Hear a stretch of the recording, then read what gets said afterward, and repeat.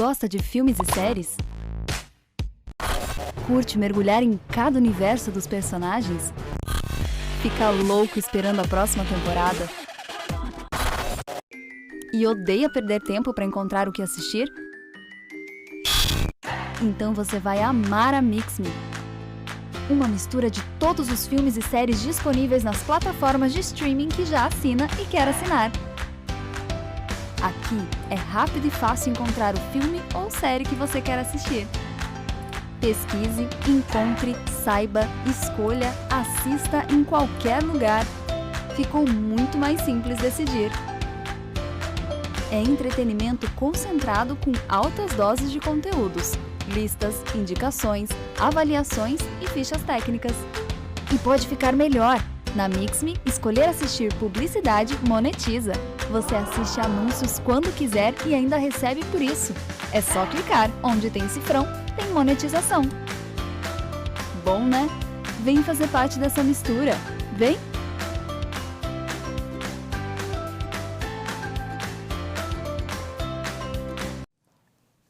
Oi pessoal, tudo bem? Bem-vindo ao primeiro live do Estúdio Mixme. É uma honra para mim estar aqui falando em nome da Mixme nesse live. Meu nome é Jake Neto, sou o VP do Grupo BKS, falo em nome da BKS e também da Kinopop. Kinopop também é uma plataforma de VOD, uma plataforma de streaming. E hoje é o dia perfeito para falar de streaming. Hoje é o Dia Internacional do Streaming.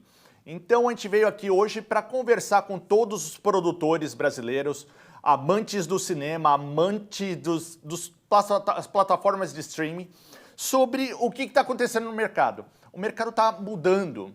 O mercado de streaming mudou no Brasil radicalmente. Hoje, muitas plataformas estão presentes no mercado brasileiro, o que não estavam no ano passado.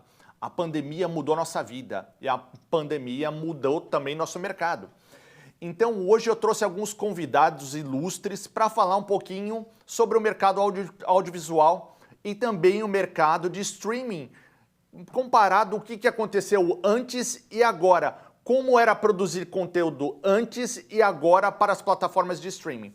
Hoje eu trouxe Mauro, que é o presidente da Brave, também a Carol, que é a diretora regional no Brasil da Full Sail University, e também o Eduardo, diretor da Super Cinema, a plataforma que fala sobre mercado audiovisual no Brasil. Olha aí todo mundo está aí presente. Pode abanar aí, tá todo mundo te vendo aí. Isso. Então, ligar o áudio um pouquinho. Boa noite a todos. Boa noite, Carol. Boa noite, Mauro. Boa noite, Jake. Boa noite, Edu. Boa noite, todo mundo. Carol, Jake. Um prazer estar aqui com vocês. Hoje a gente vai falar um pouquinho sobre mercado de streaming. O mercado de streaming é o famoso mercado de VOD, o mercado de vídeo sob demanda. O mercado mudou. Antigamente se existia só algumas plataformas no Brasil e o brasileiro passou a aprender a consumir esse tipo de conteúdo digital. Sabem que os brasileiros são na verdade, é o terceiro maior mercado para YouTube no mundo. O brasileiro está presente dentro do mundo internacional de plataforma de streaming. Hoje o mercado brasileiro é o grande celeiro para plataformas de streaming. Todas as plataformas que estão ativas aqui nos Estados Unidos estão indo para o Brasil. Por quê? Porque o Brasil é um grande mercado consumidor de plataformas digitais. Então, hoje, o brasileiro tem opções. E a Mixme, como patrocinadora do evento, traz um cardápio de conteúdos e como você consumir melhor essas plataformas de streaming. Saber qual assinar, qual é a biblioteca de cada uma e escolher o conteúdo que melhor adapta ao seu gosto pessoal. Agora vamos falar um pouquinho sobre o mercado de produtor audiovisual perante ao mercado de streaming. Então eu queria convidar um pouquinho o Mauro para conversar. Ele fala em nome de quantos produtores hoje, Mauro? Empresas produtoras, 670. 670 casas produtoras no Brasil. Em 21 estados. Eu já fui membro da Brave. Eu fui em todos os eventos pelo mundo que a Brave organizou nesses últimos 4, 5 anos. e fico muito feliz em falar que a Brave faz um trabalho de vender a imagem do mercado dos produtores brasileiros fora do Brasil.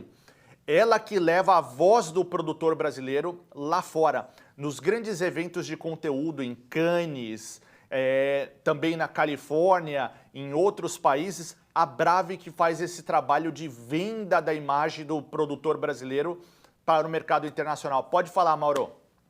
Não, você já quase que já falou tudo da Brave, então eu te agradeço, eu agradeço, mas vamos lá.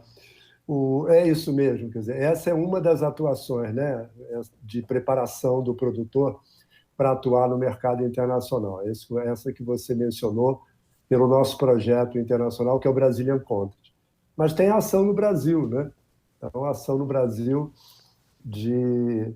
na busca de garantir espaço para a produção audiovisual brasileira. Mas vamos falar aí um pouquinho do mercado de streaming para o Brasil. Eu diria que a gente tem duas vertentes, né, da presença das plataformas de streaming no Brasil. Uma que é da oportunidade de se criarem novos conteúdos, né, os originals, né? Então a gente tem os conteúdos originais que são próprios de cada plataforma, o que ampliou a possibilidade de produção agora para um novo cliente, né? Um novo parceiro, que são as plataformas de streaming. Esse é um ponto de vista e é muito importante. E o outro, que está associado à produção também, mas é que as plataformas de streaming trazem uma nova forma de distribuição, não só para o Brasil, mas para qualquer produção, que é uma distribuição global, né? A gente nunca teve, por mais que a gente estivesse presente com a produção independente brasileira nos canais internacionais, a gente não tinha nunca essa dimensão. Estar num canal internacional no Brasil não significa que a gente estaria nem na América Latina e muito menos no mundo inteiro. Hoje a gente tem uma distribuição global, o que altera muito, né? Desde a negociação para a produção estar presente em vários territórios, como preocupação com a língua, com os formatos, enfim, porque nós estamos falando de uma distribuição para bilhões de pessoas. Então, essa é uma alteração. Ainda na distribuição, tem uma coisa que é muito importante, que é o rompimento. São dois pontos na distribuição. Um é o rompimento daquilo que a gente aprendeu durante anos das janelas de distribuição. Começava nas salas de cinema, depois seguia lá ou para os aviões, ou pay-per-view, até chegar no DVD, TV por assinatura, TV aberta, enfim. Tinha um cronograma, né? Uma escala de janelas de exibição que se cumpria e havia um tempo para aquele produto permanecer em cada janela. Isso não existe mais. A gente está vendo, os filmes são lançados primeiro na plataforma, depois vai ou não vai para o cinema. Então, a gente teve uma alteração, né? uma quebra daquelas janelas que a gente aprendeu. Isso altera tanto do ponto de vista de distribuição, mas faz com que o produtor e o seu parceiro, né, de distribuição reaprendam e transformem isso numa possibilidade de negociação, né? Então, o produtor também tem que saber para qual janela ele está negociando primeiro, enfim, para poder potencializar a rentabilidade desse produto. Isso é uma coisa. A outra coisa é que a gente tem, no streaming, uma possibilidade que surgiu que a gente nunca conseguiu nem na TV aberta e nem na TV por assinatura, que é o quê?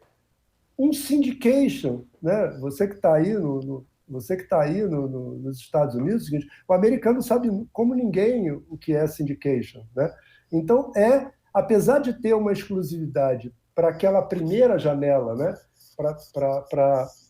Para a exibição Prime, naquele que é o detentor do conteúdo, ou o financiador do conteúdo original, mas esse produto circula depois em todos os outros lugares, Sim. Porque o interesse é monetizar e rentabilizar o produto. No Brasil, cada parceiro que contrata uma obra prende a obra e não deixa essa obra ser explorada em lugar nenhum. O que não está acontecendo nas plataformas, porque elas nem, a não ser nos originals, ela não pede exclusividade. ou fica com um tempo muito limitado. Então, o Brasil conseguiu o seu syndication no streaming, em que uma obra, mesmo uma obra antiga, né? Imagina, eu vi outro dia, se eu não estou enganado, numa das plataformas que estão dentro da Amazon, os filmes do Mazzaropi. Quando que você imaginaria, eu estou pegando um exemplo, né? Mas os filmes do Mazzaropi estarem presentes numa plataforma de streaming. Então, essa possibilidade, e não é só lá, pode estar na TV aberta, pode estar... E essas janelas são curtas e a gente conseguiu, então, rentabilizar a obra no streaming, o que a gente não conseguiu nas outras formas de distribuição, nem na TV por assinatura, na TV aberta. Então, esses são os pontos que eu digo que mudaram esse cenário dentro do streaming, tanto para a produção como para a distribuição. E são pontos positivos, né? Não, é verdade. E, na verdade, assim, uma grande mudança era o uso de library, né? O produtor produzia uma obra e ele tinha 5 anos para comercializar a obra. Depois que o produto se tornava library, os canais tradicionais a cabo ou os canais tradicionais abertos, raramente eles negociavam esse conteúdo para janelas. E o conteúdo biblioteca, ou o conteúdo library, ele é muito bem visto nas plataformas de streaming, né, Mauro? Sim. Quando que a gente podia pensar em ver, por exemplo, na plataforma da Pluto, né, da Paramount, você tem um canal Três Patetas, né? Há quantos anos você não tem um canal Três Patetas? Você tem um canal da Turma da Mônica, resgatando toda a produção de desenho animado da Mônica, né? Isso é possível nessa nova forma de distribuição que é o streaming, né? Perfeito. E agora eu queria introduzir a Carol. A Carol é uma sumidade no mercado audiovisual brasileiro, que todo mundo quer falar com ela. É até difícil marcar um call com ela. A Carol é a diretora... É verdade, Carol. Poxa, Carol, a celebridade não deixa... A Carol é uma celebridade no mercado audiovisual. É difícil, e a Carol sim, representa os interesses da Full Sail University, que é uma das maiores universidades americanas do mercado audiovisual, de profissionalizar produtores no segmento audiovisual. E a Carol traz essas oportunidades de formação acadêmica pro mercado brasileiro. Carol, a palavra é sua. Jake, primeiro, assim, muito obrigada por ser um parceiro tão forte da Full Sail, por ter nos convidado para podermos estar aqui. E é muito legal poder dividir esse espaço com o Mauro, com o Edu, com você e refletir, né, sobre formação, sobre educação, sobre como a gente pode responder a tudo isso que está acontecendo com a gente o tempo todo, esse mundo virtual que a gente está habitando hoje em dia. Acho que o meu mercado mais forte é o da educação, né? O que faz a gente pensar que a gente precisa estudar, aprender e mudar sempre. Se há 20 anos atrás, quando eu me formei há um pouco mais de 20 anos atrás, a gente ainda imaginava que quando a gente escolhia uma carreira, aquela ia ser a nossa carreira, e a gente se formava e falava, pronto, né? Tô pronto para o mercado. E hoje em dia o cenário é completamente diferente, né? As coisas mudam muito rápido. A gente está aqui falando das implicações do Covid, nesse mundo novo de streaming, uma discussão muito parecida com essa que a gente está falando aqui de produtores de audiovisual, acontece na música, né? O mercado da música é um mercado que também teve que se reinventar. Tem agora os streamings também, né? O Spotify, Deezer, todos os podcasts, os lançamentos agora, músicas usando plataformas de rede social, o TikTok para fazer o lançamento da música, os desafios. Então, esse mundo novo, ele nos tira daquela inércia e daquela segurança de que, eu já estou no mercado há 20 anos, eu sei o que eu estou fazendo. Não existe mais isso. Todos nós precisamos aprender a ser estudantes para sempre. Que as coisas mudam o tempo todo. E se a gente parar de querer aprender, o mercado se fecha para a gente. Quando a gente fala de formação para o produtor do audiovisual, e o que eu mais vejo, eu estou muito inserida no horizonte do que a Full Sail entende de formação, né? E o que eu mais vejo de diferente entre o que a gente insiste muito com o pessoal que está estudando e que já está formado, é essa visão não só, óbvio, né? A visão técnica da produção, a qualidade da produção, criação de roteiro. A peça em si, ela precisa inerentemente ser boa, né? Senão já começou errado. Agora, no mundo de hoje, não adianta só a peça ser boa. Ela precisa também ser uma peça comercial. Não adianta você fazer uma arte que ninguém quer ver, fazer uma música que ninguém quer ouvir, fazer um filme que ninguém quer assistir. E eu acho que o que muda com o streaming é essa possibilidade, o Mauro explicou super bem, né? A coisa da distribuição das peças, os entraves e os nós que a gente tinha antes, e que hoje o mercado virou de ponta cabeça, né? Você vê o Disney Plus lançando filmes, como agora teve Raya e o Dragão, né? Que no Brasil veio para assinantes do Disney Plus com um valor para quem fosse assinar, para quem quisesse assistir como se fosse o cinema ali, né? E depois aquilo se abre e fica mais barato ou entra no próprio catálogo. O que isso muda para o produtor?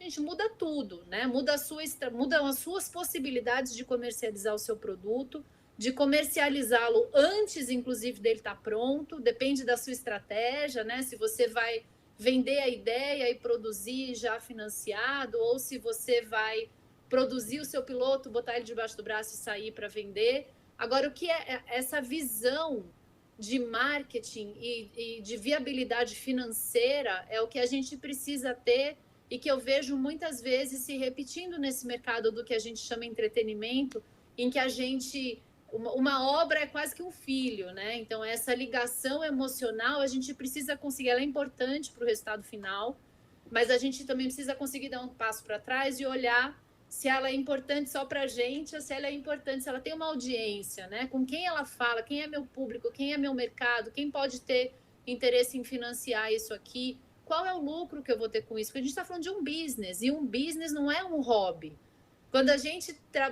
O melhor dos mundos é a gente trabalhar com aquilo que a gente ama. Então, a gente tem um hobby e a gente ganha para fazer isso. Mas ele precisa ter rentabilidade, né? Então, a gente precisa discutir isso sempre, sem questionar a necessidade da qualidade da obra. É óbvio que ela precisa ter qualidade, né? É intrínseco de você querer colocar um produto no mercado, é que você tenha um produto que ele tenha um mínimo de qualidade. Agora, como você vai colocar no mercado? E todas as portas que o streaming abre, e para mim o que me encanta muito nisso são as possibilidades de... Quando a gente começa a pensar, né, da mesma forma que quando o lançamento era feito no cinema, as distribuidoras elas tinham trailers diferentes para cada país, porque as nações elas se inspiram e enxergam os filmes de formas diferentes. O que faz um brasileiro querer assistir um filme não é a mesma mensagem do que faz um chinês querer assistir aquele mesmo filme. Então, os trailers eram adaptados. O streaming faz isso com capacidade digital, com informação ali na veia, né? Com tudo monitorado, com algoritmo. Então, seu filme foi para a plataforma, aquela plataforma sabe quem está assistindo o seu filme, se está assistindo até o fim, em que momento está saindo, qual capa que mostra o filme traz mais gente, qual traz menos gente. Então, assim, é uma quantidade de informações que o produtor de audiovisual, ele agora precisa se educar no universo do marketing digital, porque isso vai fazer toda a diferença para aquela peça dele ser assistida. A gente está falando de um mesmo filme com quantos testes AB de capa a gente quiser colocar e todos os estudos de estatística e viabilidade que ele quiser enxergar através da plataforma. Então, eu vejo isso de forma extremamente positiva. Eu acho que é feedback na veia, cada clique, que é uma coisa que a gente demoraria muito para ter e nunca teria com a complexidade que a gente tem agora de informação, né? A facilidade de receber, mas a riqueza de informações e de dados, e a gente precisa aprender a analisar isso e usar isso nas nossas produções, porque é isso que vai fazer a gente ter mais audiência, a gente gerar mais lucro e com esse lucro poder produzir mais e disseminar a mensagem que a gente quiser disseminar por aí através das nossas produções. É isso aí, Carol. Na verdade, é um pouco disso que a gente tinha que trazer. Como o produtor tem que se reeducar, muita coisa mudou desde 2017, acesso a fundos, que eram os fundos setoriais, que acabam não tendo acesso aos fundos nesses últimos anos por mudanças políticas. Então, as oportunidades das plataformas de streaming estão aí para os produtores poderem entender como se profissionalizar e poder trabalhar nessa direção. As plataformas trabalham muito com o algoritmo de resposta. Então, o diretor de compra de conteúdo numa plataforma, ele sabe exatamente o que ele quer, porque ele sabe o que o público responde, quantos watch tem cada conteúdo e quanto ele tem que comprar de cada segmento. É muito interessante porque quando você senta na mesa com o diretor de programação de plataforma de streaming, ele sabe na ponta da língua que conteúdo ele quer, qual vertente, qual storytelling tem que tá atrás do conteúdo para funcionar. E o Edu, é muito legal falar sobre isso com o Edu, porque o Edu está em alguns processos com plataformas digitais agora para venda de conteúdos deles. Então, Edu, deixa eu te apresentar. O Edu, ele é o CEO da Super Cinema. Super Cinema é um dos maiores grupos no Facebook sobre o mercado audiovisual, o Behind the Scenes. Eles trazem tudo sobre os bastidores do cinema. E o produtor de cinema também, que é o Eduardo. O Eduardo é um produtor de cinema brasileiro, também de séries. Ele pode falar um pouquinho sobre o trabalho dele e da experiência dele com plataformas digitais agora. Olá, boa noite para todo mundo.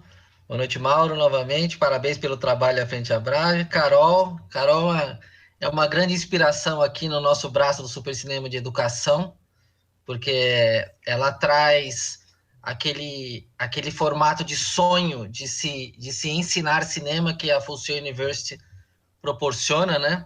Que talvez um dia nós tenhamos algo parecido aqui no Brasil, né, de estrutura. E, Jake, obrigado pelo convite. A minha experiência no cinema, eu peguei bem a transição daquela, quando o Mauro falou de janela de exibição, daquela limitação absurda de janela de exibição que tinha nas salas de cinema, né? Antes do streaming. Eu vou desconsiderar aqui na nossa conversa aquele vídeo despretensioso que se coloca no YouTube, que eu estou falando do filme que tem um caráter de produção comercial, tá? Então, antigamente, meu último trabalho que eu fiz lá com o Mojica, que foi o Encarnação do Demônio, foi exclusivamente naquela época para cinemas. Então, aquela briga de janela de cinema, aquela distribuição física das latas de filme. Gente, eu não estou falando de uma coisa muito longe, estou falando de 2008, né? Aí a gente começou aqui na produtora, nós fomos degrau por degrau, né? Fomos fazer um monte de curta-metragem, participar em festivais, e quando nós fizemos nosso primeiro longa-metragem, que foi uma produção sem dinheiro público, que nós resolvemos fazer, não foi fácil, mas nós fizemos, foi o Diário de um Exorcista, a gente negociou ele foi para o Netflix mundial já em 2017, ficou em 86 países. E aí, realmente, a gente percebeu que, muito embora o cinema, a sala do cinema, seja uma experiência interessantíssima, né? Eu acho que vale muito a pena assistir conteúdo no cinema, o streaming, ele abriu uma janela de oportunidades inimaginável, assim. Eu não tinha a menor ideia, até deveria ter um pouco de vergonha de dizer isso, me constranger, porque eu sou da área. Eu não tinha a menor ideia que ia ter uma revolução assim desse tipo eu vou falar em 3 anos, tá? Eu sei que o Netflix, por exemplo, tem mais tempo, que no Pop já está com 2 anos, acho, né, Jake? Que no Pop. Está completando 2 anos agora. Está completando 2 anos agora, né? Então, como produtor, eu vi essa transição que eu acho muito positiva. Isso passa pela aceitação do público em assistir um filme também na tela da casa dele. Ele aceitou isso muito bem, por vários motivos. O motivo econômico, ele não vai gastar R$40 numa sala de cinema, ele não precisa ir ao shopping, não precisa pagar estacionamento, porque Aqui no Brasil, né, eu estou focando mais o nosso papo em mercado brasileiro, em realidade brasileira. Essa mudança, a saída dos cinemas da rua para o shopping encareceu também o ingresso, diminuiu o número de salas e diminuiu a possibilidade de produtores menores como eu colocar um filme numa janela de programação de uma exibidora de cinema, né? E o streaming não tem isso, né?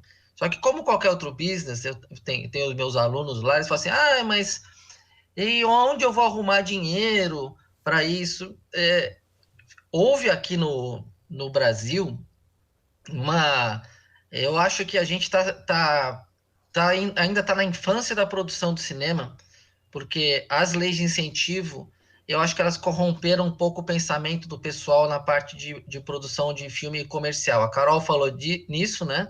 A gente vem aí de 20 anos de cinema brasileiro subsidiado, com verba repetidamente entregue para certas mãos que não estão preocupadas com o filme comercial. Isso é uma discussão que margeia aí a área política, né? Margeia possíveis atos de corrupção e tudo mais. A realidade é que isso não existe mais. Esse dinheiro público não existe mais. Então, assim, ou você se mexe, ou você vai ser aquele dinossauro 65 milhões de anos atrás que veio o cometa, o meteoro, e cometa não, né? Foi um meteoro, o meteoro e destruiu tudo, né? Eu acho isso bom, eu acho que a gente está purgando um pouco essa fase, mas eu também sugiro às pessoas que querem produzir, querem fazer como eu, vejam bem, eu falo isso com propriedade, modéstia à parte, porque eu sou um pequeno produtor de cinema e já estou no meu 3º longa-metragem sem dinheiro público. O primeiro nós bancamos, os outros 2 longas-metragens nós conseguimos empresa privada, né, distribuidora que pagasse para que eles acontecessem. E eles aconteceram, né?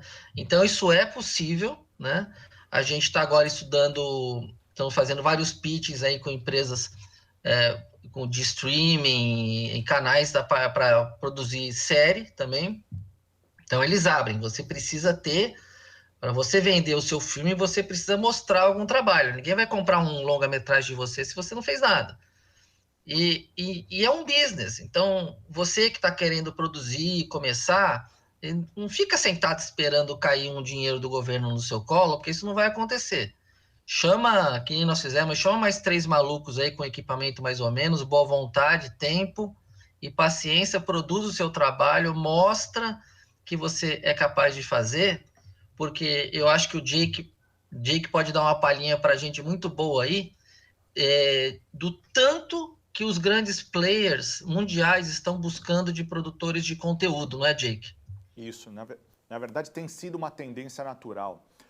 As grandes plataformas de streaming estão querendo criar cada vez mais originals. Originals trazem um brilho especial para a plataforma de streaming que tem conteúdo exclusivo. Basicamente, a diferença entre você assistir uma plataforma de streaming ou outra é os conteúdos que elas têm exclusivos. Não são produtos de produtoras independentes, são produtos produzidos especificamente para a plataforma. Então, as plataformas estão buscando arduamente conteúdos específicos para produzirem como originais. Mas existe uma regra que eles estabelecem, ou seja, todas as plataformas estabelecem, de conhecer os produtores e começarem com menores produções e com o resultado econômico de audiência da produção feita por aquele produtor, trazem novos contratos e você consegue crescer dentro dessa plataforma de streaming. Isso acontece com todas as grandes plataformas de streaming e até as plataformas medianas. Quando o produtor começa a produzir um conteúdo, por exemplo, para um Netflix, ele começa com produtos de entrada, com séries menores, com projetos menos ambiciosos. E é interessante como a Netflix, por exemplo, eu gosto muito da Netflix, admiro o trabalho da Netflix, que vem buscando conteúdo de territórios que o brasileiro nunca imaginou como sendo celeiros de produção audiovisual, como a Turquia, como a Rússia, que está trazendo muita série original para dentro do Netflix. E agora o Brasil está sendo um grande celeiro também. A operação Netflix Brasil tem produzido cada vez mais produtos no Brasil. E esses produtores que começaram pequeno dentro da Netflix, hoje já têm um papel muito importante como produtores de obras originais. A Amazon montou todo um departamento de processo de construção de obras originais no Brasil. Isso é muito importante que os produtores entendam e não tentem correr todos ao mesmo tempo, porque vai ter espaço para todo mundo. As plataformas, todas elas estão desenvolvendo o seu próprio time de originais em cada território. Então, a própria Paramount, que lançou o produto chamado Paramount Plus recentemente, vai crescer fortemente o time no Brasil também. A Pluto, que lançou o produto Pluto TV, que é um produto gratuito hoje, baseado na mesma tecnologia do YouTube, que o YouTube ele é uma plataforma de streaming, mas gratuita, baseada em publicidade. A Pluto TV também é uma plataforma gratuita baseada em publicidade, que atende à base da pirâmide, quem não quer pagar por uma assinatura. Mas mesmo assim você tem um conteúdo, um acervo. E olha que interessante, mesmo plataformas que são gratuitas como essa, como a própria Pluto TV e a YouTube, estão produzindo originals. O próprio YouTube produz conteúdos originais para o YouTube. Eles chamam produtores que otimizam o seu budget de produção e trazem eles para dentro para produzir conteúdo original. Os próprios YouTubers são grandes produtores dos próprios canais do YouTube.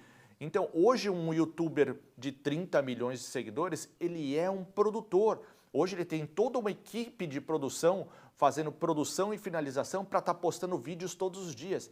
Isso é um novo mercado. Esse cara que não era visto como um produtor audiovisual há uns 3 anos atrás, hoje ele é um produtor audiovisual, mas ele produz especificamente para esse tipo de canal, um canal de streaming gratuito por publicidade. Então, o mercado vem mudando. Muitas vezes o produtor, que era um produtor tradicional do Brasil, pode começar a produzir conteúdo com velocidade para YouTubers. Então, esse é outro mercado fantástico, porque um produtor que era pequeno, mas já tinha toda a estrutura de produção, hoje pode abordar um YouTuber médio que tem 100, 150 mil seguidores e, de repente, potencializar a produção desse YouTuber e tornar ele grande e crescer junto com ele. Então, hoje, existem várias oportunidades para produtores tradicionais que estão buscando diversificar sua receita. Jake, fiquem abertos aí para conversar. Jake, se você me permite, quando você falou de produtores que produzem para YouTubers, nós aqui no Super Cinema, nossa equipe, ela produz tudo de um grande banco de investimento aqui brasileiro. Nós temos lá estúdios, nós montamos inclusive fisicamente estúdio, nós temos a equipe lá, porque esse banco de investimento, ele produz conteúdo das 8 da manhã às 8 horas da noite, de segunda a sexta-feira. É algo novo, a gente que implantou isso lá, eles não produziam, então faz 4 anos que eles são assim, eles produzem um conteúdo maluco no banco, da parte financeira, né? E isso também, há 6 anos atrás, eu sequer poderia imaginar que isso aconteceria, né? Um banco que vai produzir conteúdo, para quê? Por quê, né? Poxa, tá todo mundo aí, grandes magazines produzindo conteúdos, empresas de venda de ações produzindo conteúdo também. Então, o mercado tá, claro, a pandemia deu uma derrubada no mercado um pouquinho, porque não havia condições de equipes grandes estarem trabalhando simultaneamente num espaço menor, mas a produção não parou remotamente. Eu acho que o audiovisual reinventou toda essa parte de comunicação e de trabalho, né? Mas muita gente que não sonhava, pode ser no caso do banco, o produto audiovisual não é o produto fim deles, mas é um produto meio, né, que hoje é absolutamente indispensável. Jake, você e o Edu falaram 2 coisas que eu vou aproveitar para essa minha fala agora. Uma, que é a questão que você falou de produtores iniciantes ou produtores menores, como você falou, ou que estão entrando no mercado, não tem um histórico muito grande, e outra sobre a questão das linhas, os mecanismos de fomento, né? A Brave tem dois, você citou a experiência internacional, mas a gente tem também a nossa experiência nacional, né? E na experiência nacional, em que a gente atua, às vezes, até como em alguns eventos de mercado no Brasil, a gente atua até como curador, a gente conseguiu, inicialmente com a Netflix, depois com a Amazon, levá-los a esses eventos locais. Então, em Minas, até no norte do Brasil, lá no Maranhão, enfim, no Pará, eles não iam a esses eventos fora de Rio e São Paulo. Então, a gente conseguiu, com a capilaridade que a gente tem, conseguiu seduzi-los para ir. E eles foram atrás exatamente de histórias diferentes, né? Eles, de certa forma, achavam, as equipes de produção achavam que estavam recebendo mais do mesmo, e eles foram atrás de outras histórias. E aí começaram a dar oportunidade para produtoras de fora do eixo Rio-São Paulo. Isso é muito interessante, esse movimento, né? E vai de encontro ao que você falou. E, no caso, por conta da nossa experiência internacional, o que a gente, Edu, com a limitação aí, a redução dos mecanismos públicos, a gente começou a conectar fundos locais com fundos internacionais também locais, de regiões de países. Porque na Europa você tem muito mais... Aqui o Brasil é muito centralizador, né? Apesar de a gente ter possibilidades de fomento em alguns estados e municípios, até com legislações próprias. O maior exemplo é a de Pernambuco, né? Que tem uma lei para o audiovisual. Isso é um caso fantástico no Brasil, é pouco divulgado, mas que isso não é por acaso que os filmes pernambucanos estão ganhando todos os prêmios nos festivais internacionais, porque você tem um olhar específico, estratégico para o cinema e para o audiovisual em Pernambuco. Mas voltando, o que a gente fez? A gente começou a conectar esses fundos locais com locais, por exemplo, de países que têm, por conta das regiões, tem mais de um fundo. A Alemanha tem muito mais de um fundo, a França, a Espanha, enfim. E a gente começou a fazer essa conexão e começou a dar match, começou a dar certo. Então, a gente está, apesar dos fundos, do fundo mecanismos federais estarem, nesse momento, em retração, a gente abriu, não ficou parado, e a gente começou a fazer outras conexões para poder manter a produção audiovisual independente brasileira em atividade. Muito bom isso. São dois exemplos que eu queria trazer aqui, que acho que são bem interessantes a partir do que vocês falaram. Sim. Tentando complementar um pouco o trabalho que o Mauro faz junto com a Brave, eu acho que um ponto muito importante é entender hoje o aspecto macro de plataformas de streaming. Entender um pouco de territórios e como, fora do Brasil, fora do microcenário Brasil, mas num cenário macro mundial. A gente fala que o Brasil ele tem hoje 214 milhões de habitantes, onde uma grande parcela hoje é grande consumidora de YouTube.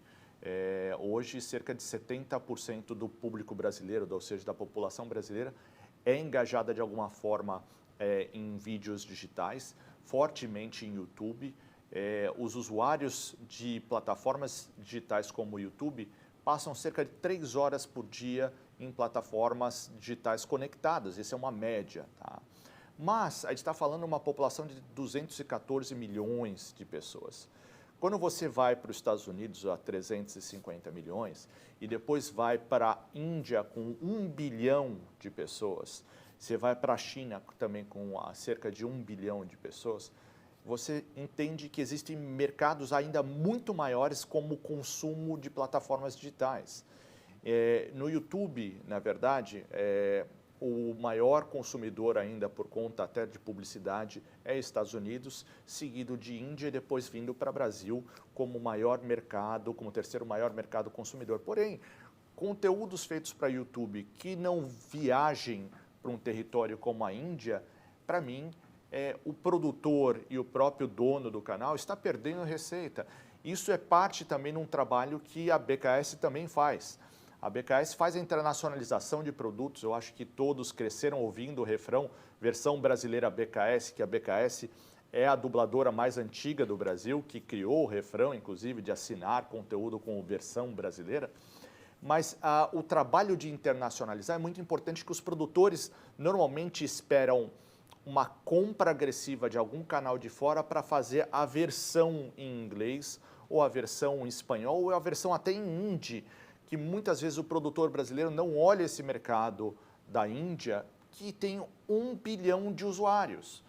Então, assim, de repente, pensar fora da caixa hoje no mercado de streaming e já preparar o seu produto para viajar para outros territórios e entender que a maioria das plataformas pega conteúdo pronto e não paga por customização e localização, ou seja, dublagem, é muito vantajoso para o produtor audiovisual, porque basicamente ele vai entregar um produto para múltiplas plataformas que está buscando livraria, ou seja, library, e que ele pode maximizar não só no território Brasil, mas em vários territórios que já tem uma performance grande. Hoje no mercado norte-americano, onde a gente está aqui, hoje existem mais de 300 plataformas de VOD marketizadas, ou seja, que elas já acontecem comercialmente. No mundo são 3.000 plataformas. Então, assim, hoje um produtor audiovisual, falando no cenário de hoje, que a gente está falando do dia do streaming, ele pensar fora da caixa não só no micro-universo Brasil, que está muito bom nesse momento, com muitas plataformas chegando, mas pensar numa plataforma numa maneira mundial, onde ele pode colocar o conteúdo dele de uma forma não exclusiva em vários territórios, em múltiplas plataformas em cada território. Por exemplo, na Índia pode estar em 10, 20, 30 plataformas ao mesmo tempo aquele mesmo título. Então, provocar para o produtor hoje pensar fora da caixa e, de repente, ele preparar todos os seus produtos para ganhar dinheiro em vários canais fora do Brasil. Eu acho que seria isso um pouco. Queria complementar isso que você está falando. É super oportuno isso que você está falando. E eu fico vendo, ontem ainda recebi a ligação de um graduado da Full Sail University da área de games, pedindo indicação de brasileiros, porque se a gente não fizer isso que você está falando, a gente vira a mão de obra barata dos outros países, né? E isso que você disse agora é a inversão da chave. Eu acho que se a gente tiver que ser a mão de obra barata de outros países, que seja, porque é uma oportunidade também, né? A gente ser bem pago em reais nos torna ainda a oportunidade barata de mão de obra. Então, se tá bom para quem tá fora e tá contratando a gente, e tá bom para a gente, porque a gente tem uma oportunidade aqui, eu acho que isso tem o seu mérito. Mas essa ideia que você trouxe é o que eu acredito que a gente precisa buscar, que a gente não queira ser o executor mais oportuno para o investidor de fora, porque eu quero, né, eu vou fazer porque eu estou contratado, ganhando, né, o meu fee, a minha remuneração, porque alguém de fora startou esse projeto. Nós podemos e devemos entender que o nosso produto pode ir para fora. E daí isso passa também pela necessidade que a gente tem de entender a língua inglesa, né? Que, infelizmente, ainda não é uma realidade para muitas das pessoas. E o que se perde de oportunidade, é óbvio, não precisa fazer o produto em inglês. Você mesmo falou, né? Faça as versões, contrate pessoas que possam fazer essas versões, mas você precisa saber negociar, né? Você precisa ter essa visão, você precisa fazer networking. E toda vez que você tiver alguém fazendo isso por você, é mais uma camada ali. Então, de novo, que a gente possa entender as oportunidades que a gente precisa ter de capacitação para poder usar essa oportunidade. Essa que você trouxe, da gente aproveitar as plataformas de streaming para exportar a nossa produção, imagina, né, quantas portas são essas que estão abertas. Mas a gente precisa arregaçar as mangas e ir atrás de capacitação para isso. E uma das capacitações é a coisa do inglês. Quantas oportunidades eu vejo sendo perdidas o tempo todo, porque a gente ainda não fala inglês como a gente deveria falar para ser um país como a Índia por exemplo, né? Que consegue navegar bem através do inglês e se tornar um país internacional. Achei fenomenal você trazer esse ponto aqui. Não podia deixar de dizer isso, porque a minha vida é uma vida de 20 anos, olhar a quantidade de oportunidades que se perde, boas, produtivas, por falta de não falar inglês. Carol, eu vou acrescentar uma, além da questão do idioma. Eu acho que as plataformas estão ensinando o produtor também brasileiro a repensar os formatos. Eu lembrei aqui, quando você estava falando do idioma, eu lembrei de um caso, tem muitos anos, talvez uns 5 anos, de uma produção de animação que tentou vender para o canal Al Jazeera. E aí, era infantil a série, mas tinha toda uma dinâmica familiar na história que era impensável com a cultura árabe. Então, a preocupação, além do idioma, assim, também para as narrativas. Então, quando a gente vê nas plataformas, às vezes até cansa, eu confesso, eu como consumidor, de olhar e ver formatos repetidos, né, meio padronizados, né, tem um default ali de formato, né, mas que são formatos que transitam nessa distribuição global. Aquele olhar que era da série de animação servia para o Brasil, mas não servia para essa distribuição maior, como vocês estão falando. Então, além do idioma, tem que ter a preocupação também qual é a narrativa que avança e que sai desse território e pode circular além daqui, do nosso território, né? Então, eu só acrescentar o que você falou, Carol. Eu escuto sempre da qualidade da nossa produção e da nossa falta de visão de negócio, né? Que é isso que você está dizendo, Mauro, a internacionalização, a coisa da cultura, o nosso domínio de outras línguas e é capacitação, né, gente? A gente não pode ignorar que isso é necessário. Eu acho, Carol, também que essa questão do idioma e de se aculturar sobre como os outros países pensam, os outros povos, eu acho que isso uma das causas disso, e não tem nada a ver com cinema, é a nossa localização geográfica no planeta e a pouca quantidade de estrangeiros que a gente tem no Brasil cruzando com a gente. Então, você vai para a Bélgica, por exemplo, vai lá para Antuérpia. Antuérpia, em um quarteirão, você vai ouvir 15 idiomas diferentes, 10 tipos de vestimentas diferentes. Quer dizer, lá eles se comunicam com estrangeiros. Então, assim, acho que parece uma coisa meio brejeira que eu estou dizendo, mas eu acho que isso acontece aqui no Brasil, né? Tem gente que... Uma vez eu fui para Belém do Pará e as pessoas vinham falar inglês comigo em Belém do Pará. Porque, assim, mal via um paulista, um cara que não toma sol, assim...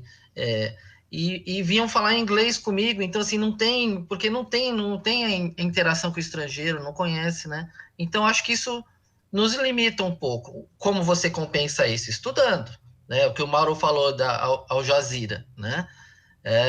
Poxa, você tem que seguir a cartilha lá da cultura, da religião deles, que é tão importante para eles lá, né? Para vender um produto para eles. Eu não sei qual era o produto da animação que o Mauro falou, né?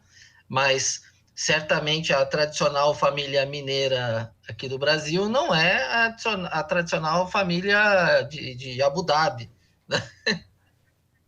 Queria falar isso.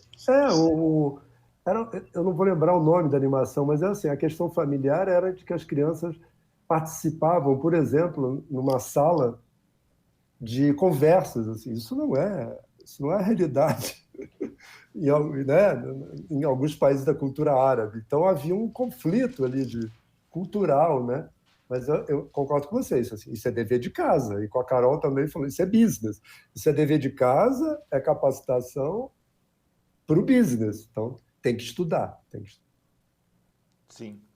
E eu acho que a gente está num momento muito bom, na verdade, assim, entendendo como esse cenário de plataforma acelerou e que o momento que a gente está hoje era previsto no mercado há 2 anos para acontecer no final de 2022. Eu estive na LA Screening com reunião com grandes diretores das maiores produtoras de Los Angeles e todo mundo previa esse momento onde está hoje o mundo, hoje, em 2022. O aspecto da pandemia acelerou tudo. Pessoas que não usavam plataformas de streaming, nossos pais, nossos avós, que não tinham acesso porque tinham uma resistência natural a uma tecnologia, hoje, por conta de ficar preso em casa e também as gerações estarem convivendo dentro de um aspecto muito fechado, forçou essas gerações, mesmo mais velhas, a conhecerem as plataformas digitais. Então, quando eu falo sobre cenário, então, o que a gente está vendo, a explosão de VODs e até a queda de canais lineares tradicionais, isso era esperado para final de 2022, porque era um ciclo de vida e uma próxima mudança de mercado, assim como aconteceu no passado, quando entrou o home video no mercado e existia só cinema. Quando chegou o home video, todo mundo achou que o cinema ia desaparecer. E aconteceu um grande boom no mercado, boa parte do mercado colapsou até entender o que ia ser o novo home video. E daí começou a surgir algumas plataformas de streaming e hoje todos os canais tradicionais lineares estão lançando suas plataformas de streaming para garantirem seu lugar ao sol. Mas isso é muito bom, porque o mercado vai oferecer uma grande gama de oportunidades. Hoje um usuário no Brasil tem cerca de um usuário ativo de streaming, tem cerca já de 2 plataformas de streaming. Aqui nos Estados Unidos, a taxa é 5. Então, um usuário hoje tem 5 plataformas de streaming. E há 3 anos atrás, isso não era pensado. O pessoal fala assim, não, imagina, por que uma pessoa vai ter mais de 2 plataformas de streaming? Aqui nos Estados Unidos a média é 5, porque você vai assinar um pacote de TV a cabo ou um pacote só de internet, você já ganha uma. Você pega um plano de celular, você ganha outro. E daí você assina um pacote, por exemplo, aqui nos Estados Unidos, de um pacote de Amazon Prime para entregar produto gratuito na sua casa. Você tem mais um. E hoje você tem um pacote de benefícios para não pagar entrega no Amazon, que vem com um novo pacote de VOD chamado Vudu, aqui nos Estados Unidos. Então você tem mais um. Então, o novo modo de consumir VOD, ele é muito mais agressivo. E a MixMe, que é patrocinadora do Live hoje, traz um negócio muito interessante, que é a possibilidade de você enxergar todos os conteúdos que tem disponível no mercado brasileiro, são cerca de 600 mil títulos, e ver o que está em qual plataforma. E até selecionar quais plataformas você vai querer estar. Eu, quando vi o projeto MixMe, fui um dos curadores do projeto, inclusive entrei com a minha plataforma, que é a Kinopop, dentro do projeto MixMe, porque eu achei muito interessante. Então, hoje o cenário de plataformas de VOD, ele é muito propícia não só para o produtor, mas para o usuário. O usuário tem muita opção hoje de streaming. Ele pode escolher e também ter opções na mão de ter 2, 3, 4 plataformas. E não é ruim gastar R$20 em cada, compor e ainda dividir com a família essa cesta de plataformas de streaming. Eu acho que é isso um pouco do recado que eu queria dar. Eu gostaria de dar a palavra para os nossos convidados aí para dar uma passada final antes da gente acabar o nosso live. Damas primeiro, Carol. Carol, é isso aí. Vamos lá. Primeiro quero agradecer novamente, tanto por ter sido convidada, como por essa oportunidade estar acontecendo, da gente poder debater esses assuntos e trocar informações, trocar impressões e trazer à tona essas necessidades todas e essas oportunidades todas, que é o mais importante, né? A gente tem ouvido falar muito do novo normal, da pandemia, de tudo que está, talvez não da forma que a gente gostaria, né? Estamos, infelizmente, ainda perdendo tantas pessoas, mas existe uma oportunidade aí e a gente precisa sempre, assim, o que está dado, né? A gente precisa sempre, eu acho, olhar para o que está acontecendo e tomar essa perspectiva de o que eu posso fazer de melhor com isso. Eu acho que a oportunidade do streaming, a oportunidade desse mundo virtual, desse mundo digital agora, né, que está aparecendo, que mistura um pouquinho do digital com um pouquinho do físico, eu acho que a oportunidade está aí, não é o futuro, é agora, né? Então a gente precisa arregaçar as mangas e olhar para frente e falar, vamos fazer o que a gente tem que fazer. Capacitação é muito importante, poder fazer parte de uma associação, né? Essa oportunidade que o Mauro traz também é muito importante. O Supercinema, que é um baita canal para conectar todo mundo, eu sinto muita falta disso aqui no Brasil, né? Da gente se conectar. Infelizmente, eu acho que a gente ainda muitas vezes se enxerga como competição. Competimos pelo mesmo cliente, ou competimos pelo mesmo mercado, e nós somos uma classe, a gente precisa se fortalecer, trabalhar junto, passar informação, né? A gente avança, quando um avança, o outro avança junto. Então, que a gente possa fazer um pouquinho também esse papel de conectores do mercado, para que a gente possa se profissionalizar e fazer prosperar tudo isso, toda essa energia que a gente tem para colocar no mercado. Obrigada novamente, Jake, um prazer estar aqui com vocês, Mauro, Edu, muito obrigada. Jake, muito obrigado mais uma vez também pela participação. E eu acho como a Carol falou, assim, ter essa oportunidade aqui de troca, né? Acho que isso é fantástico, né? A Carol, até na fala dela inicial, falou que a gente não sabe tudo e não sabe mesmo, né? Amanhã eu já não sei um monte de coisa, né? Então a gente tem essa troca, é muito rica para a gente poder atuar melhor no nosso setor, né? E eu, desde já, eu conto com a parceria da Carol e do Edu aí para a gente ampliar essa comunicação, né? Acho que todos, assim como vocês podem contar com a Brave, enfim, com o projeto nosso do Brazilian Content, enfim, essa troca permanente de ideias, de informações e de parcerias, né? Então, mais uma vez, obrigado. Espero que a gente possa ter contribuído aqui nessa live. Pessoal, muito obrigado pela atenção. Jake, obrigado pelo convite. A Mixme está novinha ainda, né? Um bebezão, está crescendo. Tá vendo aqui na próxima live, vou trazer uma câmera diferente. Eu fiquei muito feio com essa câmera, que eu pus uma GoPro aqui. E vou me preocupar um pouco mais com a minha cara na live. Mas, Jake, parabéns pelo trabalho. A gente tem conversado bastante aí de oportunidades fora do Brasil. O Jake é um grande garimpador de oportunidades aqui no Brasil para levar para fora. Mauro, vamos conversar em breve, vamos marcar para ver o que o Supercinema pode fazer. Já estou com o teu e-mail aqui, eu vou fazer um contato com você, pode contar. Ótimo, ótimo.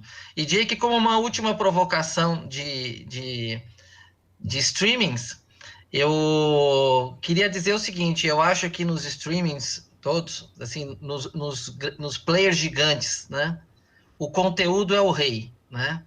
Acho que por isso que a Netflix ela parou ela deixou de ser só uma distribuidora de filmes de terceiros, né, para fazer produções próprias, né, que as plataformas estão investindo muito nisso, e isso é a grande oportunidade, e inclusive para pequenos produtores como eu mesmo. O próprio Jake sabe disso, porque ele está agenciando para a gente aqui do Supercinema um produto lá nos Estados Unidos, né? Então, eu acho que o conteúdo diferenciou, principalmente no caso da Netflix, dos outros, aí depois os outros vieram... Tô certo, Jake, dizer que os outros vieram na onda da Netflix, opa, vamos produzir os nossos originals aí, né? Então, muito obrigado pela atenção, eu falo bastante, eu sei, desculpem. Boa noite para todo mundo, um abraço. Boa noite. Boa noite, todo mundo. Só vou agradecer também todos estarem conectados no live hoje, que é patrocinado pela Mixme. Eu sou um profundo admirador do cinema brasileiro. Já tive inserido pelo outro lado, como produtor brasileiro também, sei as dores, as dificuldades que os produtores passam. E minha porta está sempre aberta para poder realmente até contribuir com vocês e simplesmente compartilhar um pouco do que eu estou vendo aqui fora e poder ajudar com uma pecinha a mais aí para o sucesso de vocês. Obrigado por tudo e boa noite para todo mundo. Boa noite. Boa noite. Boa noite. Boa noite.